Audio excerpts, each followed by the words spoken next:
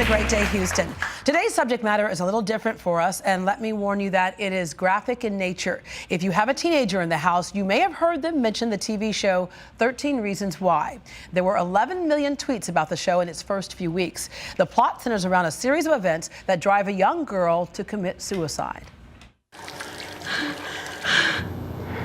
And she died alone.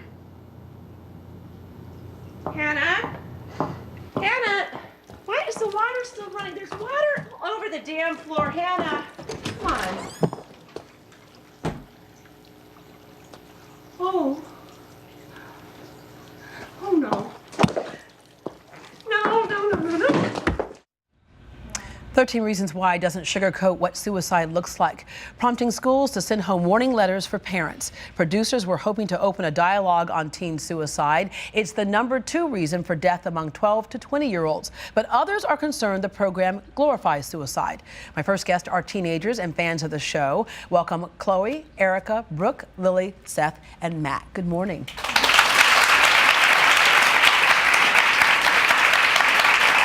13 Reasons Why was originally a book that kids read in middle school. How many of you read the book? All right, so you were kind of past the middle school point when that book came out. All right. It's very tough to see, but why are you a fan of it? I first started watching it because all my friends are watching it. Like, it just got really popular really fast. What was the attraction?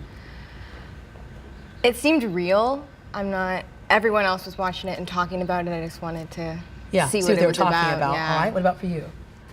Yeah, I think it was just really a real life of high school, and it shows a lot of what happens actually in high school. And I think a lot of parents would be shocked to hear you say it shows the real life of high school. By show of hands, when you watch 13 Reasons Why, how many of you know someone who's in that space? Yeah, almost all of you. All right, your attraction to the show? Like they said, I thought it was really real too, and it just seemed like a really good show, honestly. Yeah. So there's an entertainment component to this as well. All right. So talk about that. The entertainment component. Well, I think it's just that it does show the real life, and it shows more drama. It shows more drama than what happens in real life, but it also shows what could happen when things. Do you think it's almost cathartic for some people who watch it and they say, that's me? Do you think that that's a component too? Yeah, I definitely think it's something people can relate to, and that's why it's so heavily watched. Yeah, and what do you get out of the show? Mainly entertainment, because everyone loves a good drama story, but this one is actually pretty real in a sense that this actually happens on a daily basis. All right, so there is the concern there. Schools sending home warning letters, and you have a lot of therapists out there who say, you know, this is something that might sway somebody to actually commit suicide. Do you think it's that powerful, or could it be something that could influence someone who's already on the edge? You're saying no, why? No. Well, I think it shows that what people should not do. It shows the consequences, and it shows what could happen if you do. Yeah. And I think it shows people that you're not supposed to do, the small things hurt people. And yeah, and I'll back up and say, for people who aren't familiar with the show, what it basically chronicles is that this young girl, there are several things that have happened to her, some of them big trauma, you know, like being raped is one of them. Other things are just how people respond to you. And you're right, the little things of how you treat people. Have any of you ever had any of the issues that she dealt with? Has someone done something like that to you? I've had situations in school where kids would just make fun of something I'd wear, something I was doing. And I mean, it didn't get to me that much, but everybody's different. Everybody interprets situations in a different way. Yeah, so kids would make fun of what you wore and stuff like that. Yeah, and I went through that too as a kid. I was bullied as a kid, but I think the hard thing for people to kind of understand is there's the child who's bullied who kind of rises above it, and then there's a child who's bullied who kind of basically internalizes all of that, and then we see the outcome. You mentioned that you see the consequences of suicide, so you're looking at it a little bit differently than somebody who might want to be encouraged to do it. You're saying it encourages you not to do it. And let me touch on that with all of you, of what you learned from this show so far. I feel like it gives you a fear of it, because you see how it affects the family and all the friends, and I feel like it could scare people out of doing it, see the real consequences of what would happen. Yeah, but then sometimes that's what somebody wants to do, is make others feel bad for what happened to them, and that's the ultimate feel bad because you can't fix it, right? So what lessons have you learned?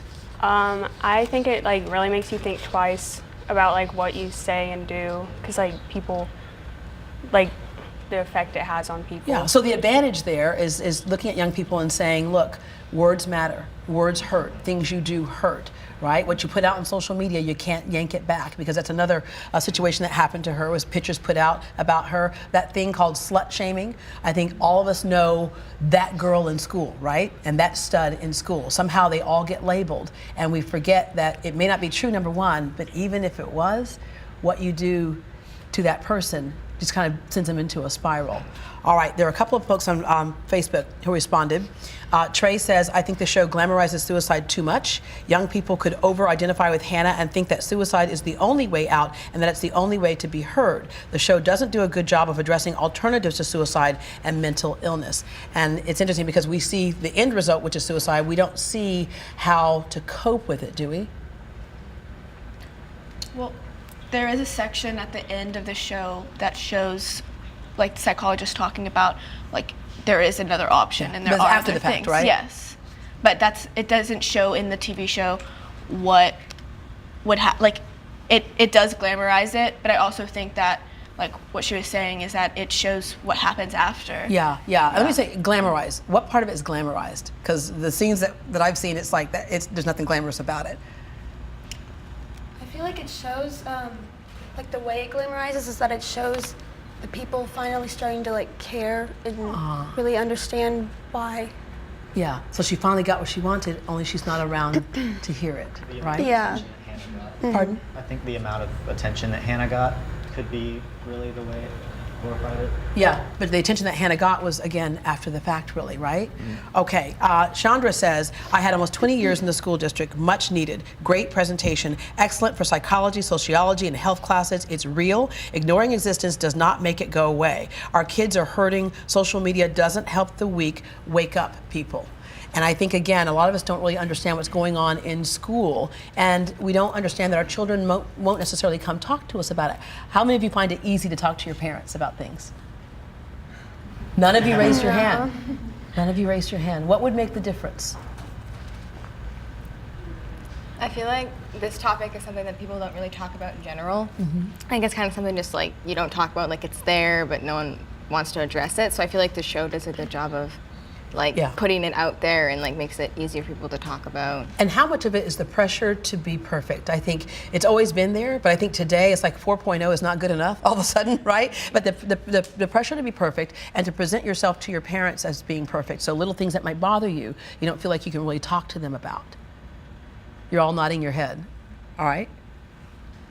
I mean, like, I think it's just the topic. Like, I mean, I feel like I can talk to my parents, yeah, but like the topic, it's like not something that a lot of people talk about, like she said. And then something that's changed since my day is that thing called social media.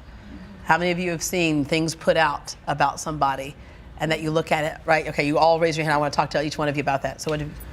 Yeah, a lot of people I see, there's a lot of posts and a lot of mean comments on to people, and I can see how that can affect someone because it is over a screen. You're not doing it face to face, but it still has the same. And other people are seeing it. Other people are seeing it as well, so they're involved with it as well. But it still hurts probably the same as when someone goes up to you face to face and says, "Hey." I think it's worse because you have a big crowd and a crowd of unknown people in a sense too. All right. You don't know what those other people are doing. You don't know how they're responding. They don't know whether to side with you or side with the person that's saying it. I mean, there are so many things that you can do online that you can't do in person. Yeah. And it's scary. And the crazy thing is people will make comments on somebody they don't even know. Right. Right? Okay, you were going to say? I think social media, people think that there's no consequences, and people can act like they're different people. And I mean, personally, I've been cyberbullied. I'm pretty sure everybody here has been cyberbullied. All of you cyberbullied? In certain ways. Yeah. Like, we cyberbully and we get cyberbullied based on comments and based on the things that we post. And like, one of my sister's friends, like a nude got sent around and it wasn't hers.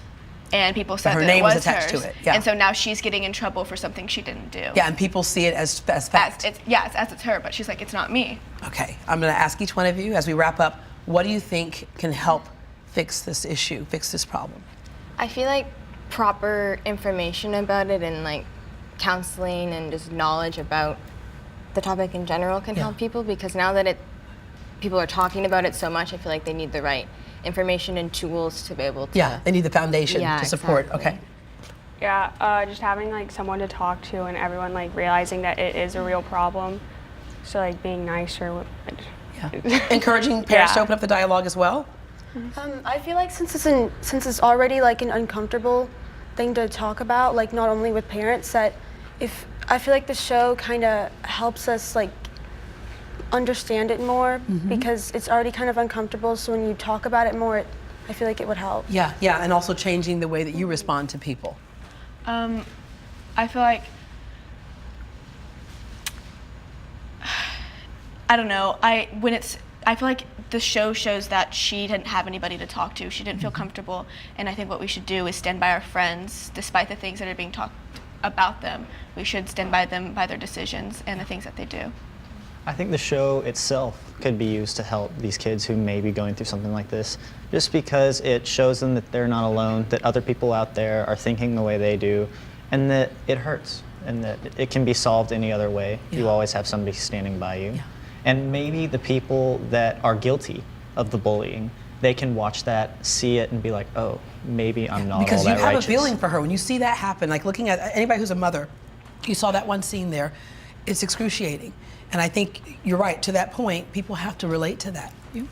I agree with Seth, but I also think that the feeling of understanding, so if you're talking to a person and they understand what you're going to, and you feel that, hey, this person knows what I'm going through and what I'm feeling, is a key thing, because Hannah did go to her counselor and she talked, but she wasn't understood and she wasn't really. Yeah, you got to 'cause no validate one- those feelings. Yeah. All right, thank you all very much for your opinions. I'm going to ask you, what do you think about 13 Reasons Why? Do you think it glorifies teen suicide? Should teens watch the show? We want your opinion. Log on to our Facebook page and let us know what you think. We'll share some of your comments a little bit later on. Well, obviously, the show is very powerful, so much so that high school counselors and therapists are concerned it could actually encourage a teen to take their life. We'll discuss their reasons not to watch 13 Reasons Why.